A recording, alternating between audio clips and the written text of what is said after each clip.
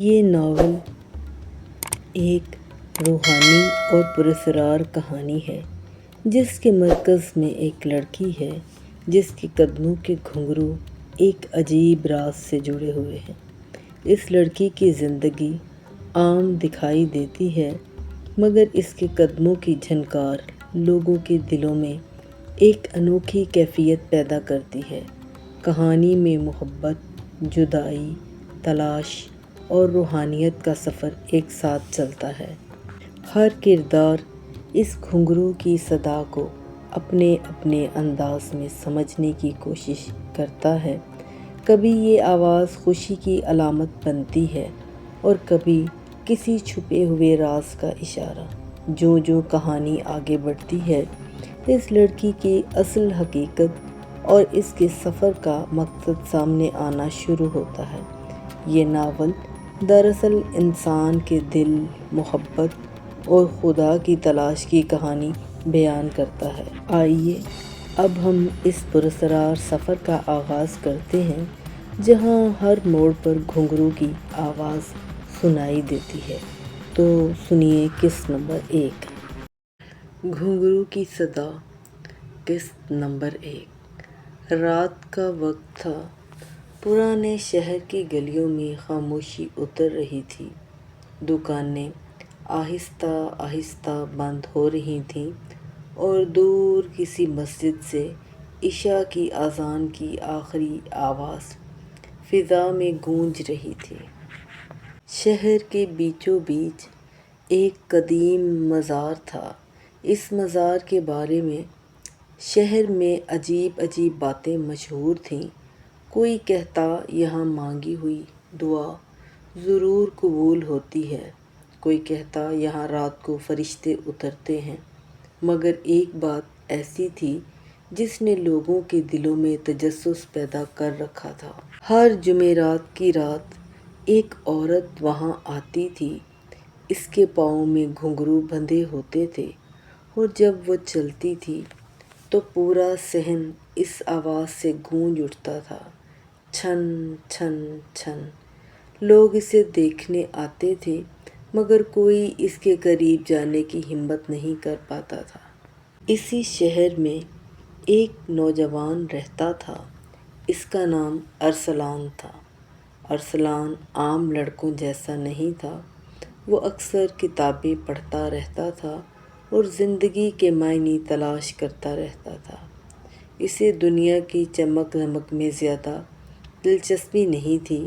اس کے دوست اکثر کہتے، یار ارسلان، تم بوڑھے لوگوں جیسی باتیں کیوں کرتے ہو؟ ارسلان بس مسکرا دیتا۔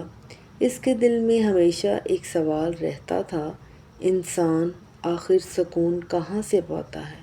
ایک دن شام کے وقت وہ شہر کی پرانی گلیوں میں گھوم رہا تھا۔ اسی دوران اس نے دو آدمیوں کو بات کرتے سنا۔ ایک نے کہا، آج جمعرات ہے۔ دوسرا بولا، ہاں، آج پھر وہ گھنگرو والی آئے گی۔ ارسلان رک گیا۔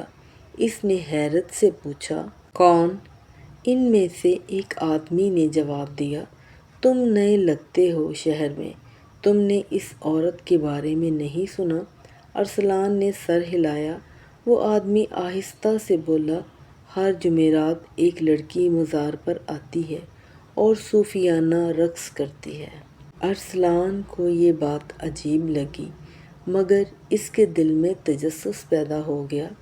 اس نے فیصلہ کیا کہ وہ آج رات مزار جائے گا۔ رات کے تقریباً 10 بجے تھے۔ مزار کے صحن میں ہلکی روشنی تھی، چند چراغ جل رہے تھے اور ہوا میں لوبان کی خوشبو پھیل رہی تھی۔ کچھ لوگ پہلے سے وہاں موجود تھے، سب خاموشی سے انتظار کر رہے تھے۔ ارسلان بھی ایک کونے میں کھڑا ہو گیا۔ چند منٹ گزرے، پھر اچانک دور گلی سے ایک آواز آئی، چھن چھن چھن، گھنگرو کی آواز۔ سب لوگوں کی نظریں دروازے کی طرف اٹھ گئیں اور پھر وہ نظر آئی۔ چاندنی میں ایک لڑکی آہستہ آہستہ مزار کی طرف آ رہی تھی۔ اس نے سفید رنگ کا لمبا فراک پہنا ہوا تھا۔ اس کے لمبے سیاہ بال ہوا میں ہلکے ہلکے لہرا رہے تھے۔ اس کے چہرے پر عجیب سا سکون تھا، مگر اس کی آنکھوں میں گہری اداسی بھی تھی۔ وہ صحن کے بیچ آ کر رک گئی۔ چند لمحے وہ خاموش کھڑی رہی، پھر اس نے آنکھیں بند کر لیں اور آہستہ آہستہ گھومنے لگی۔ گھنگرو کی آواز تیز ہونے لگی، چھنن چھنن چھنن۔ اس کا رقص عام رقص جیسا نہیں تھا، وہ ایسا لگتا تھا جیسے وہ کسی سے بات کر رہی ہو، مگر وہ کوئی انسان نہیں تھا۔ ارسلان حیرت سے اسے دیکھ رہا تھا۔ اسے محسوس ہو رہا تھا جیسے اس رقص میں کوئی راز چھپا ہے۔ اچانک اس لڑکی کی نظر ارسلان پر پڑی۔ چند لمحوں کے لیے دونوں کی نظریں ملیں۔ ارسلان کے دل میں عجیب سی کیفیت پیدا ہو گئی۔ اسے لگا جیسے وقت رک گیا ہو۔ پھر لڑکی نے دوبارہ آنکھیں بند کر لیں اور رقص جاری رکھا۔ کچھ دیر بعد وہ رک گئی۔ پورا صحن خاموش تھا۔ پھر وہ آہستہ آہستہ مزار کے دروازے کی طرف چلنے لگی۔ ارسلان کے دل میں اچانک ایک خواہش پیدا ہوئی۔ وہ اس سے بات کرنا چاہتا تھا۔ وہ تیزی سے اس کے پیچھے گیا۔ سنو۔ لڑکی رک گئی۔ اس نے مڑ کر ارسلان کی طرف دیکھا۔ اس کی آنکھوں میں عجیب سی چمک تھی۔ ارسلان نے ہچکچاتے ہوئے پوچھا، تم ہر جمعرات یہاں کیوں آتی ہو؟ لڑکی چند لمحے خاموش رہی، پھر آہستہ سے بولی، کیونکہ یہاں دل کی آواز سنائی دیتی ہے۔ ارسلان نے حیرت سے پوچھا، اور وہ آواز کیا کہتی ہے؟ لڑکی ہلکا سا مسکرائی، پھر بولی، یہ بات ہر کسی کو نہیں بتائی جاتی۔ یہ کہہ کر وہ مڑ گئی اور مزار کے دروازے سے باہر چلی گئی۔ ارسلان وہیں کھڑا رہ گیا۔ اسے محسوس ہو رہا تھا جیسے اس کی زندگی میں کچھ بدل گیا ہے، مگر اسے یہ نہیں معلوم تھا کہ یہ ملاقات صرف ایک اتفاق نہیں تھی، بلکہ تقدیر کا آغاز تھی۔ اور اس لڑکی کے گھنگرو میں چھپی ہوئی تھی ایک ایسی کہانی جو شاید اس کی اپنی زندگی بدلنے والی تھی۔ اسی وقت مزار کے کونے میں بیٹھے ایک بوڑھے فقیر نے ارسلان کو دیکھا۔ وہ مسکرایا اور آہستہ سے بولا، بیٹا، تم نے آج اسے دیکھ لیا ہے۔ ارسلان نے حیرت سے پوچھا، آپ جانتے ہیں وہ کون ہے؟ فقیر نے گہری سانس لی، پھر بولا، ہاں، اور اگر تم اس کے قریب گئے تو تمہاری زندگی کبھی پہلے جیسی نہیں رہے گی۔ ارسلان کے دل میں ایک عجیب سا خوف اور تجسس پیدا ہو گیا۔ اس نے پوچھا، کیوں؟